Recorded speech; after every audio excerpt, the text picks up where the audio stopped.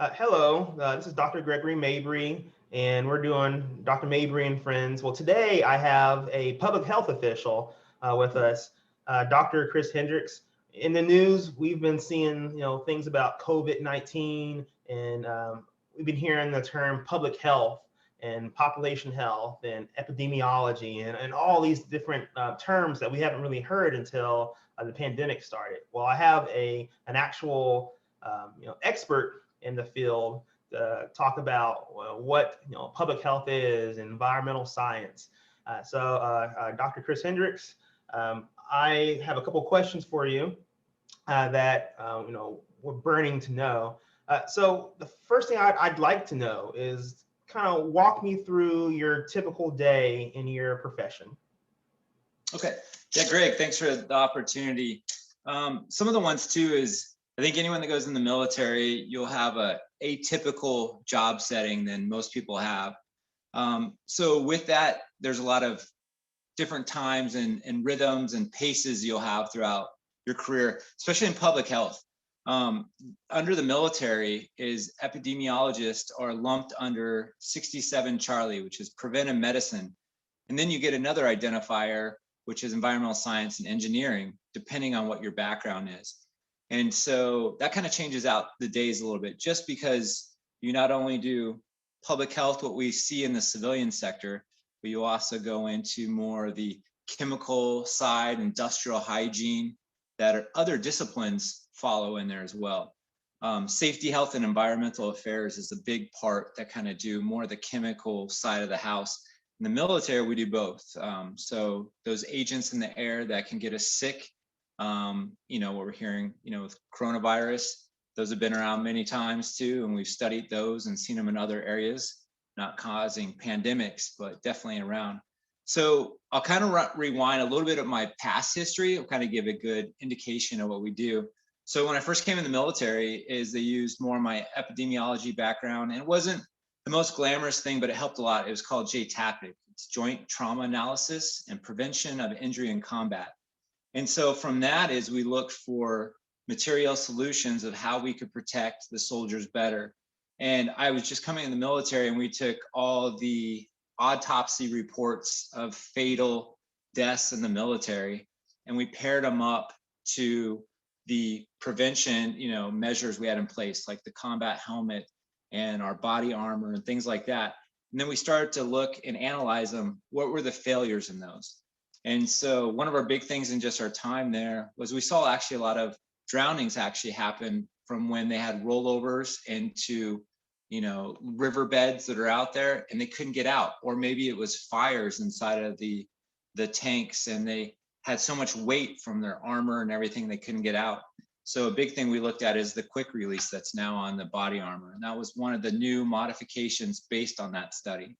So that was pretty much our big analysis in that piece. And then after that one, I went to Pacific Command and I was in Force Health Protection. And so we really studied a lot of things going on anywhere from Australia, all the way up to Mongolia, and then as far as India over to Hawaii. So that large 49% of the world's surface we kind of looked at for infectious diseases in our section. And at that time, that was the big one when H1N1 swine flu came up. And we recognized that, identified it, and we put some prevention strategies in place. And that was a current pandemic we had as well. It's just, it's not affecting us near as much as we have with coronavirus. So we had that area. And then soon after that, I went into more operational assignments. And then one was in Egypt, and I was the chief of Force Health Protection. And so there's 31 remote sites that basically sit along the Israeli-Egypt border. And so we'd go out there and we monitor all those soldiers to make sure they're healthy and okay. Part of it too is just interviews of all the different soldiers out there and just make sure they're healthy, they're eating right, and any symptoms. We started noticing lesions on the hands of some of the individuals out there. And they thought it was just, from scarring and, just being outside in that kind of environment. And we actually started looking at it, and we took some smears of the different scarring on their hand. We actually typed it to leishmaniasis, and we even brought it down to the genus species, which was L. tropica, and it was carried by the sandflies out there. So we knew we had to do a mitigation strategy, and then we wiped out the sandflies in those areas, which now abated the disease, and we stopped seeing that in the soldiers. And that was just a year assignment out there. So then after that, they kind of pulled me out of the field there, and I went to Public Health Center. And that's kind of our mecca where we have for public health, all different disciplines. And in that area, I was in epidemiology, disease surveillance. And so there we used a tool, a surveillance tool called DRSI, Disease Reporting Surveillance Internet. And basically all the reportable infectious diseases, they have them also on the civilian side too, through the Centers for Disease Control. The military has that same list, but we add extras to it. And so anyways, we get that data and we'd see it, coming in at a time, and we'd analyze it for any trends. So if we saw, some elevated endemic levels or anything approaching pandemic levels or any threats are out there, and then we would hone in to those places where we had it around the United States and help them or send out an outbreak team to mitigate that. So it's kind of like the background. So it has a lot of different areas that you can go through in the military, and then also from deployments in Afghanistan, where we're now boots on the ground and out in different places too, and different infectious disease. We saw polio out there. It wasn't in the U.S. troops, but it was in the Afghani population that supports our troops. We were vaccine prevented, but we had to give some boosters to people that were very close working with these individuals. And tuberculosis was a big one out there as well. So there's a lot of different settings where infectious disease background really helped out. So does that kind of answer it, Greg? Yes, definitely, Chris. Also, whenever I saw, the CDC on the news, I always saw like uniformed personnel or even like the military was associated with kind of the pandemic response. So what interaction does your profession have like with the CDC and some of these other civilian agencies when it comes to disease prevention, mitigation strategies, or even just public health in general? That's a good question too. And we have a large outreach and connection with the Centers for Disease Control. A lot of the ones too is because we are in settings where we could only be maybe 1 or 2 deep with our public health personnel, is having our relationships and building those relationships with the CDC is, paramount. Because one of the things is, even going back to the time in Afghanistan, is we had, those polio outbreaks too. And we were trying to reach up to our higher headquarters and kind of get some word back, is like, hey, we're kind of getting now that troops are not allowed to leave Afghanistan until they get a second booster, because they didn't know the waning immunity behind our polio vaccine that we received. And then knowing that it was endemic and around that area, we didn't want to bring that back to the States, as we've done so well of, mitigating it almost globally. I mean, it's very small pockets of the world that still have it. And so our big thing was reaching back to the infectious disease section at CDC and kind of seeing their guidance as well. And that really helped us too, just to know. And one thing we did really well back in the day is the military gave us a adult polio booster when we raised our hand and assessed to come in the military. They just knew that it wasn't completely eradicated around the world and that you might be anywhere on this planet. So someone behind the scenes a long time ago before me was very smart to say, hey, this is part of the vaccines we are going to give to individuals coming in the military, knowing that it is a threat and it's vaccine preventable. So anyways, when we started doing the homework and looking through the medical records, as we started seeing, everyone has already received an adult booster.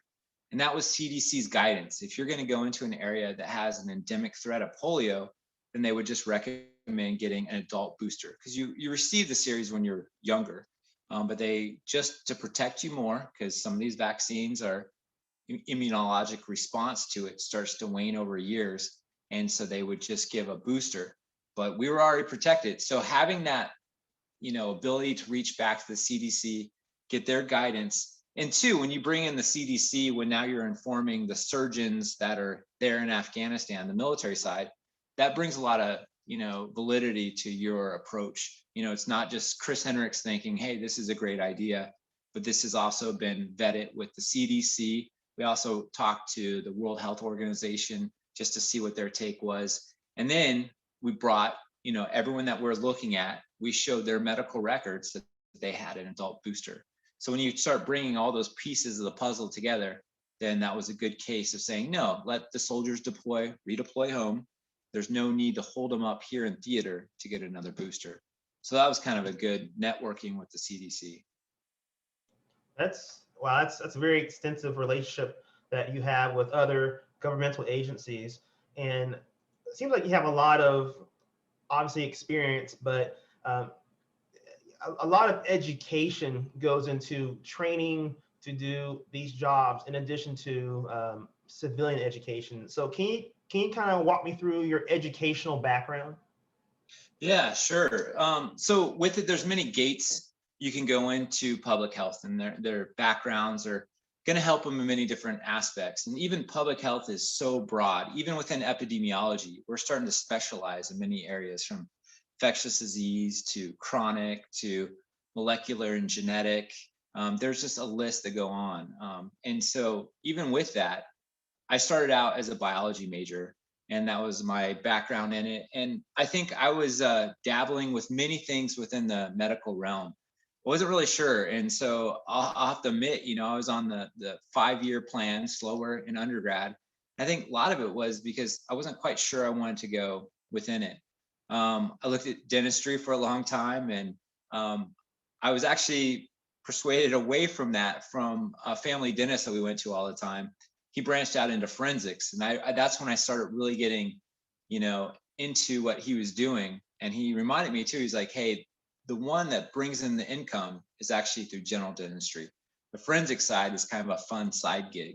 And he's like, "So you want to be really into general dentistry before that would be it." So kind of switched off of that one for a while. Looked at physical therapy for a while too. I thought that was interesting. Did some internships with it, and just found out it's not quite my thing. Forensics was still there, so I thought I wanted to do pathology. I didn't know if I wanted to do kind of the PhD track to it, do more research based, or the medical side and go, for MD based. And so I started at the Office of Medical Investigation while I was an undergrad, and I worked in autopsy for 3 years in there. And so as a morphology technician. And so within that, it was an amazing and phenomenal area too, just to see what we can, pull from the forensic data when we do these cases. And so we went through that. And then after about a year and a half, I was on a case, and we had a epidemiologist. Didn't know what she did at the time, but the state morbidity and mortality reporting is done by the state epidemiologist that is in that building. And so we had a case, and we went in there, and I thought she was one of the other physicians attending and just observing the autopsy. And so we had all the x-rays done. We, pulled blood samples. We got the fingerprinting, the photographs. Those are all done. We're still waiting on the attendee to come in. And so then I just started talking with her and seeing what's going on. And from that period, I started realizing that what she does. And she was telling me all about the job of an epidemiologist. And I was really pulled into that. I was like, wow, so you get a lot of the medical components of it, but you're not also dealing with, the morbidity side that you see all the time. And autopsy is not a clean industry by any means, and sometimes, not always the funnest place too to be. And so when I saw that what you can learn from all the data we're pulling from the autopsies, from any of the deaths that occurred, and this was in New Mexico at the time, anything from disease or accidents or anything, there's a morbidity mortality report that's done once a year. And so she's the one that would head all that. And so then I actually started switching out of autopsy, and I started working with her as kind of internship, and I'd help out with those morbidity and mortality reporting. Then lo and behold, find out at University of New Mexico had a public health program. And so then soon that kind of switched my eyes off. And by this time, when I moved over to internship with her, is when I was just about done with undergrad. And so then I applied for the master's program and switched over to public health with specialization in epidemiology. It's kind of how that started. So that's one way to get in there. Now there's master level epidemiologist, and that's usually like your starting gate. If you roll back in time, maybe about 5 to 10 years ago, it was just a bachelor's to get in. And I think some universities actually have a bachelor's in public health. That was not available at University of New Mexico. Also, I'd say if you want to do public health, try to get a science-based foundation, because that's just going to help you out a lot more. If you study, because public health is very general knowledge based, and then as you go up in more education, then you'll start to specialize. So I'd say, yeah, if you have a science base, whether it's, you know, chemistry, biology, genetics, anything like that, environmental science would even be a good base for it as well. And then go into a public health program, and then you can go out and work in the field for a while, and then come back. And if you want to go, you know, for your doctorate, and that's what I did later in time. I think I took off a couple years from master's program until I started the PhD track. And then too, you kind of want to know, like, hey, what specialization would I want to target? And you only really, I believe, know that until you go out into the field and then start finding your area that you gravitate towards. But again, you don't have to do the doctorate track, but it, I think, does help you with the job market, certain areas. And I think it also would elevate, everything's not about pay. It's really like, how you enjoy what you're doing. But the doctorate level will kind of bring in other job openings that just the master level one. So that's kind of where, I started in and was raised that way. So it sounds like it's a lot of school, but there are different, I guess, gates, as you put it, to get to where you're at. So you mentioned like the 5-year biology degrees are pretty long anyway. So about 4.5 to 5 years for your undergrad for biology. And then for those who want to do the master's, that an additional 2 years, or how long is that? Usually about 2-year program. Okay. A lot of them want to do internships with it, so that could slow you down a little bit because you're working sometimes part-time to full-time. And the only thing I would say with that is it really helps you get into an actual job like right when you graduate.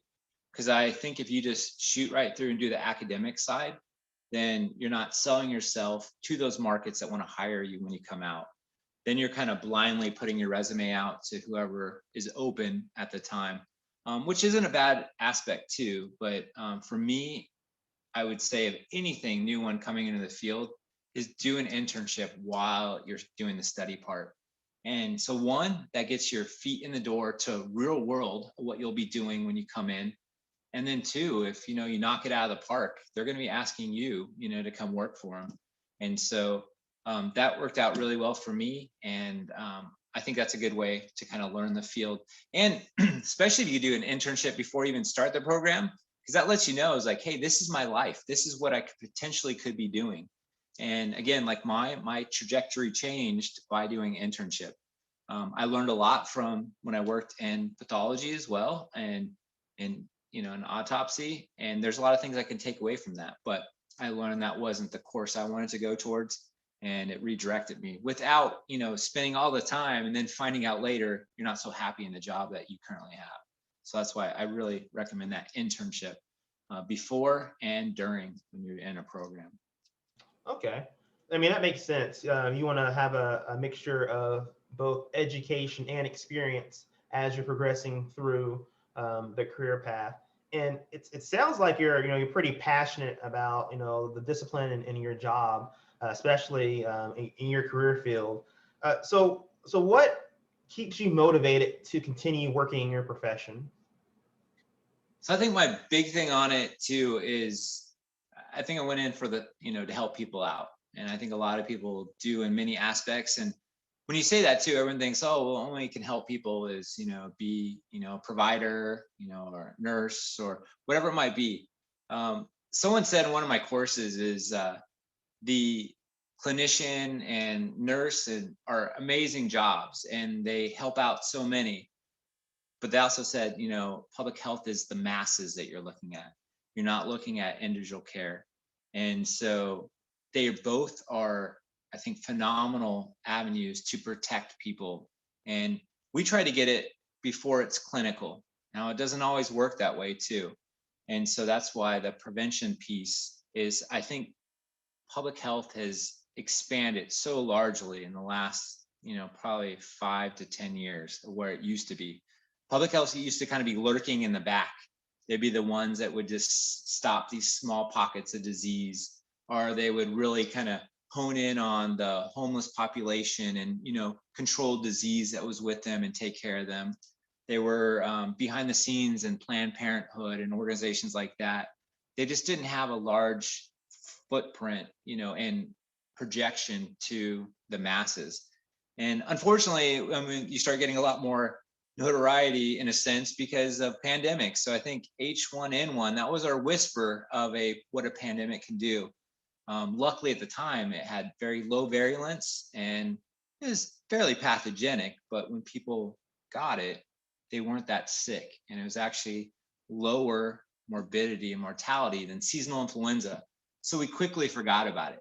But that was the first one that I think really started pushing public health out into the forefront of what they do. And of course, now coronavirus, you can't escape it. And I think a lot of us are becoming minor health practitioners because how much information that we receive from news and print media, which is great, to learn a little bit about it. And that's kind of where I came in too, is I knew when I completed my master's, I felt I knew just enough to be dangerous. I had this broad stroke of many disciplines within public health, but I had no real mastery of it. That's what I felt at that level. And so when I kind of knew that infectious disease was really where I was gravitating towards. And I remember when I got our infectious disease epidemiology book still sitting on my shelf here, I read every single page of that, just slowly highlighting. And I mean, I was enthralled with it. And this book, I mean, it's a tome. It's a book of books. It's a massive read. And when I got into that course, it wasn't like having homework that you have to do. It was something I wanted to do. And so, anyone watching this too, they might find their passion. It doesn't have to be an infectious disease. Again, epidemiology has many different disciplines. And so that's the thing is though, if you find that, then, hey, that might be something now you want to go down that road.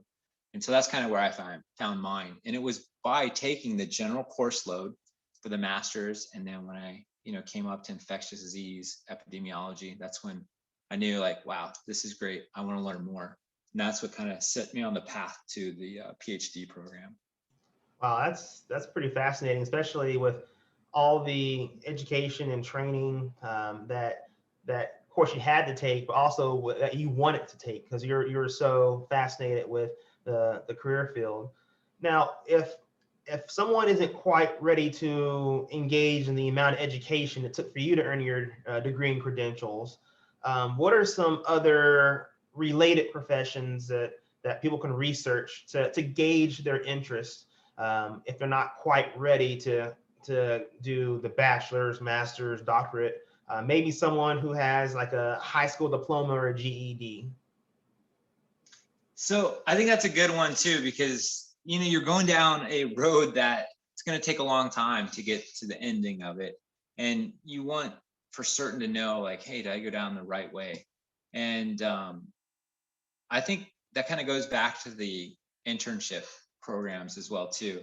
I know there's many ones. Even Centers for Disease Control does an internship program over the summer. A National Institute of Health does one as well.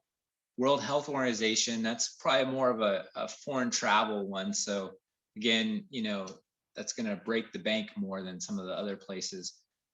Even the state health department, every state has one, and there's a state epidemiologist assigned to every state. And if you, like, for instance, going back to New Mexico, if I put, in Google, New Mexico State Public Health Department, it'll come up, and there'll be some good, points of contacts that you can call there. And I think that's the best way, is just say, hey, I'm very much interested in public health and I don't know a lot about it. And is there any way I could do an internship, and shadow someone for a period of time? And I know that was my in to many jobs as I was going through undergrad and even in a grad school. And I would be very mystified if anyone, would tell you no, because that's what more people need to do. I think we allow Hollywood and rumors to kind of push us along tracks. We see things in the movies and don't get me wrong, there's some neat things that are out there. Cause I remember, I think it was Outbreak was the movie when I was a little bit younger, and it had about an army infectious disease, and he was epidemiologist, and they had that. It was kind of a pseudo Ebola event that was going on, and I was like, wow, that's just fascinating. It's really neat. So there's nothing wrong with being, kind of pulled in by what Hollywood will glamorize things and show it, but see what it's really like in the day in the life of people that do that. And the biggest thing is, yeah, start, local, look at state health department. And if you want to look more at a federal level, and then, look at CDC and National Institute of Health. And those would be great avenues for summer internships, or even tell them exactly what you can do. Just like, hey, I have maybe like a month I can donate, maybe on the weekends or weekdays, and just let them know exactly what your timeline is.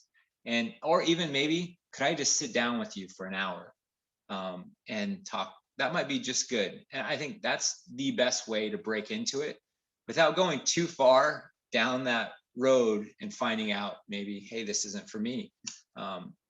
That helped me out so much, is just internship and talking with those that do that job.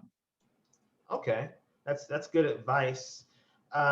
So I know how like veterinarians have vet techs, people who aren't obviously veterinarians, but they're straight out of high school, or maybe they're looking to change professions, or maybe you have like a dental tech. Is there a public health tech or someone who has like a high school diploma that can help out, kind of like your assistant or apprentice? No, that's actually a good point on there, Greg, because we have preventive medicine technicians. And so on those ones too, in the military, very common, that's one way track you can go in, and they label them as 68 Sierras. And so they're preventive medicine technicians, and they're some of our biggest, helpers with what we do. And tell you the truth is, like when you first start coming out in the military, you're more field based. And I think that's where a lot of the fun is too, because you're out there, you're collecting the samples, you're doing patient interviews, contact tracing, all that stuff, that we see again more in movies or what's reported on the news. And so when you get a little bit more senior in the career too, then all that data that's coming back to you, so all the results from the lab and the sampling and the contact investigation and tracing and all that, that is coming to you and starting to form, your frequency and distribution of disease. So you're seeing where it's at and how now we can create a public health plan to slow down that disease. So you're kind of on that edge, more senior into it. And so the preventive medicine techs are the ones out there constantly. They're pulling that information from the field and bringing it back to you. And then many times too, they're your right hand, where you're pulling them in and you're talking about, what they saw when they're out there, and, what they collected, and, some of the environment that it's what's going on out there. So they're huge part. And it's one of those ways too, that you could get in the field and not have to spend so much time in, the academia before you're able to launch into a career. And I've seen some of them too that actually were 68 Sierras, so Prev Med techs. And why they were doing that, they would slowly finish up their bachelor's. And what's nice with the military route is that's the only need to come in. And then now by the time you get to like captain, especially before major, so you're kind of looking at, like 8 years-ish, you want to have now your master's complete. And then in the military will pay for that. And then also, if you want to do your doctorate, we have a program called long-term health education training. We offer 1 doctorate a year, so you can compete for that as well. And then we try to put in billets that need a doctorate when you come out, so like a utilization assignment. So that's way too. But yeah, if you don't want to go through all that road before you come in, a lot of them have done very well and enjoyed it by coming in as a Sierra, like basically right after high school. And then you'll get the training through the military or the state health department where you work at, or Centers for Disease Control. They probably have a trek too. And then, yeah, if you're slowly working out your degree on the end, then you could even switch over to the other side and eventually come in to be an epidemiologist or just a public health professional in general. So there's a lot of levels, everywhere from the high school graduate level to the doctoral level, and everywhere in between to um, have education and training to affect change with epidemiology, trace tracking, all this stuff. So that's really cool. Is there anything that you wish you knew prior to entering your profession? You know, and I keep saying that, with like internships, and that was always my one piece of advice with anything. I don't think I came up on anything that I wasn't shown or someone spoke about. I mean, you can't predict the future of what infectious disease is going to bring. If you ask me, would I think a coronavirus would ever be our pandemic strand, I would say no. So that kind of caught me. I thought it'd be more of an influenza A type would be something that would, or more novel that we haven't seen, like again, H1N1, and that didn't do much. Those things I did not see coming. And I don't know anyone, that could really see that. But in terms of the job and what you do in and out, the military throws some curveballs too, because we just never know where we might be, around the world. But that was, to me, very exciting. That's why I went into that. I didn't want to just stay in New Mexico, or even working for the Centers for Disease Control. They're just United States based. They're not global like the military is, or even World Health Organization.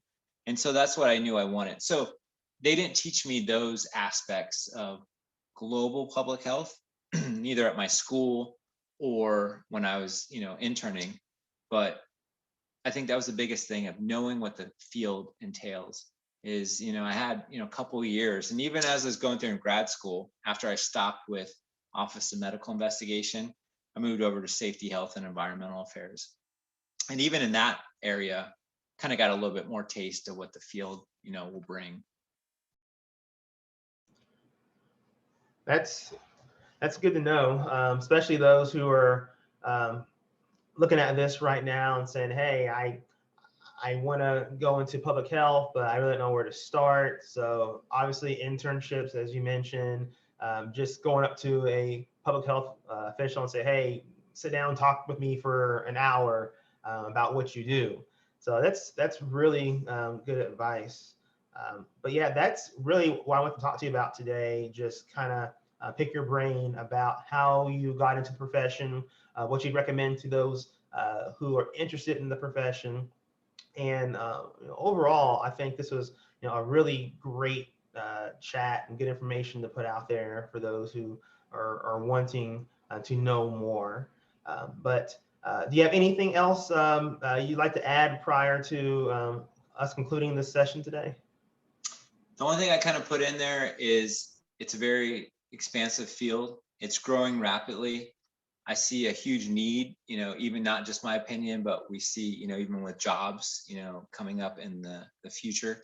As the population increases in density and, populations within cities are getting larger and closer, infectious disease will constantly be there, and that's how it will transmit faster. And so it even shows more of a need for more public health practitioners out there. And so it's definitely a good field, because we're always kind of wondering, like, hey, we go through the program, is that demand going to still be there for those positions? And I definitely see it. And I think right now it's just starting to break out. And I think public health, not only at the state level, the federal level and the global level, we'll see a lot more, jobs come in the future. And so I think it's a great field to go into, and there's definitely plenty of work out there. So yeah, good luck to, the approaches that anyone takes on there. And it's just an honor to kind of say what I've had, my time. And it's been a great ride, and I look forward to many years still, staying in public health. So I appreciate it, Greg. That's awesome. Well, I appreciate you sharing your thoughts and your perspective on the field and how folks can venture into the field once they get that interest, that idea in their head that this may be something they want to pursue. So with that, I'm going to end the session today. This is Dr. Chris Hendricks. Appreciate him giving us information on public health and what he does on a daily basis. Well, thanks a lot, Chris. I appreciate it. You got it, Greg. Take care.